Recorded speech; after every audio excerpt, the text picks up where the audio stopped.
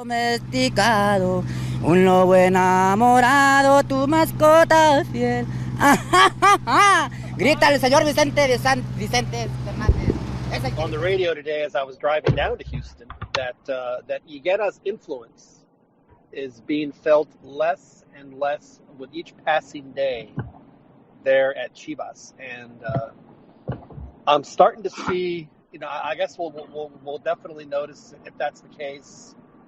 If we start seeing some of these players come back, I mean, honestly, the fact that Aramis is not playing yet is, I mean, that to me is just the worst, most embarrassing, painful, egregious, awful, whatever other negative adjective I can come up with to describe the worst aspects of the Pacto de Caballeros, in my opinion.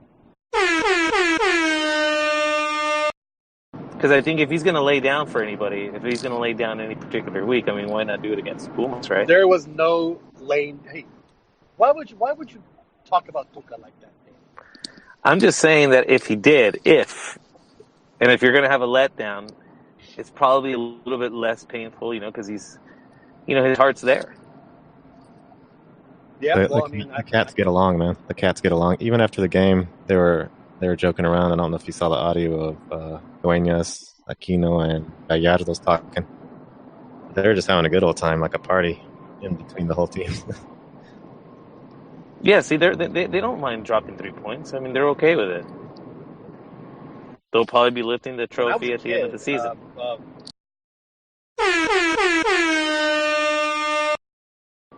What I don't get, though, is why is it that the photographers on the field, is it just a matter of proximity to the food? Is that why you guys get the lesser of the meals, it seems like?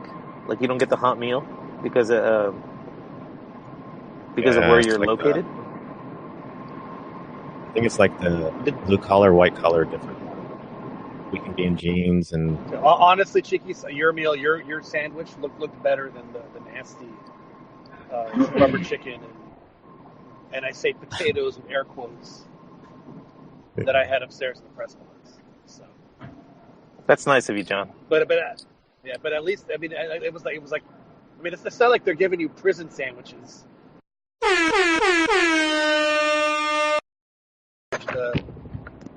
The points over the previous 3 seasons that started in Argentina. So now Mexico did that as well. I mean, they even brought the Barras Bravas from Argentina. So the songs they sing. I mean, half the foreigners in LigaMX are from Argentina. So at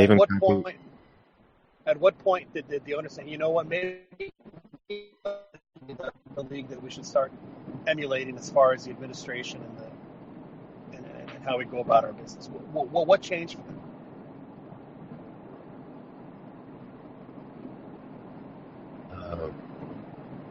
Maradona. Argentina is just the model to follow in all things. They're soccer power. Even when River Plate descended, their Tano Passman was the example for all these Lady Aguila, Lady Cinderella, Lady whoever crying on the other team losing and stuff. That's another thing that's great about the Censo is the potential for some dude being filmed crying about Cruz Azul being relegated. I think what I think. Though. Go ahead, Juan. Go ahead. No, you said Dan is right on. Yeah, I mean. Yeah, please go on. Not that he can't be. I'm just interested. No, the relegation battle is so much more exciting. Oh, yeah, no doubt. What happens at the top of the league? I mean, it's just. I mean, especially. I mean, and Dan and I, we experienced it 10 years ago ourselves because Pumas and Santos were in the thick of it, and then they had the Querétaro was docked some points because they didn't field guys from the 11 rule or what the 21-11 rule, and they were the ones that ended up getting relegated. And of course, another team that bought their way back. Chivas as well, man. It got me into watching or paying more attention when Chivas hit that relegation zone. They were the relegation. Pretty exciting. Very recently, yeah. No, but see, yeah, I agree with that. But I think the league, it's been in the league's plan to do away with with relegation. And I don't think it's do away with it completely. I just think they're trying to restructure the league, and they might take.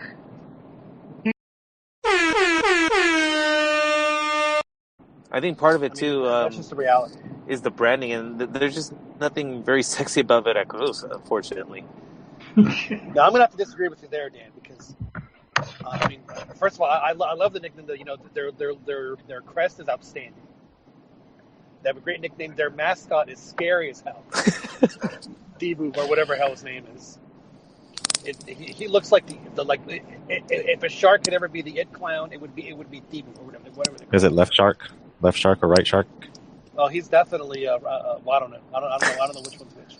But no, he and then on top of everything else, like their numbering and font motif is also has a shark theme as well. Their stadium name is also really good. El Luis Pirata Fuente. Yeah. And remember, Marquitos told us that like you can go there and you know the tickets are cheap and the drinks are even cheaper. That's right there, John. That's like a hole in the wall bar, you know, where you buy a Pabst and a shot for $5. Exactly. And they want to get rid of that, and they want to put in the hipster bar that only serves mixed drinks from mixologists, and they can charge you $12. The Freedom Bar that they have in the Estadio Azteca. That's a tremendous fan base, though. Even if it is truly for that reason, that's even during the Tigres game when Tuca went crazy. The stadium was full. There's fans all over the place going crazy. That stadium is full every week. So yeah, they got a good fan base there. Yeah, they have Atlas. As much as we like making fun of Atlas, I watched the Atlas game. Maybe misspoke, but I think there's a punk rock element to Atlas, especially the fan base. Maybe not hipster, but definitely punk rock, where it's a bit hardcore. The metal band. Fan.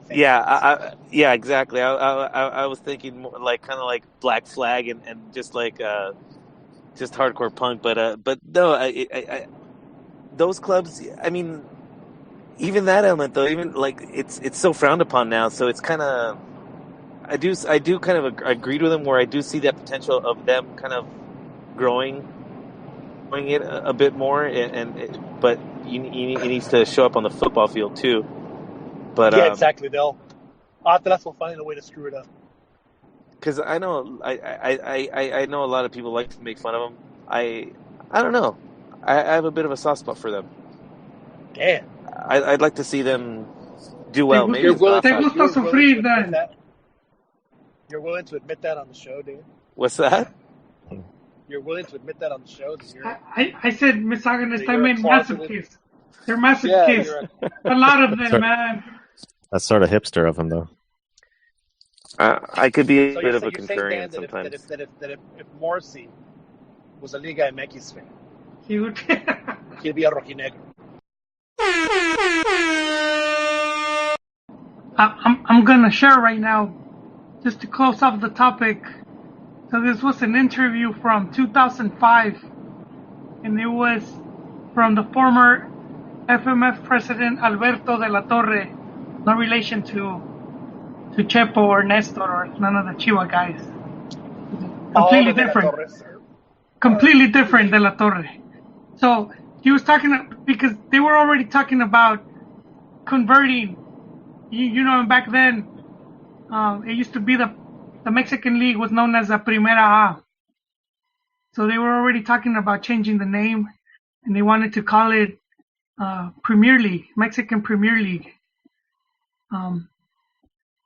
And so what they wanted to do is 18 teams. We're all going to be the. Wait, man, I lost my place. So the 18 teams were going to be in the Premier League, but each team had to have a team in second division, which they used to before. But back then, we're talking about 2005, only 11 teams used to own a second division side. I think it's even less now. But their plan was for every team to have a side in second. So pretty much at that point, you could pretty much say farewell to relegation. Because if the team already owns the second division, if you got relegated, you just switch it off. But one of the important things was third division was they were going to have less foreigners in second division and no foreigners in third division. So they had a big plan to promote their own talent from third division all the way up to first, which I think that ended up changing. Their ideas changed later on where it became, let's just have more foreigners. So this is one of his quotes. He said, estos circuitos se convertirían en verdaderos surtidores de jugadores para la Liga Premier. So I think that group that was pushing for that had high hopes to develop more talent, and that just, I guess the clubs decided that's just not not to do it like that. They did do it differently because they created a under 15 team for and the youth team started doing well around the same time. This is in 05. This is around the time they won the under 17 World Cup. But even that was a bit of a, if you read that story, if you see how that whole thing happened with the under 15 winning, it wasn't the federation. It was like a mess, and just how it happened. But the one from 2011 was part of the project when the federation started being more serious, and the Olympics as well. Y arriba Chihuahua y arriba Sinaloa, señores. Bye.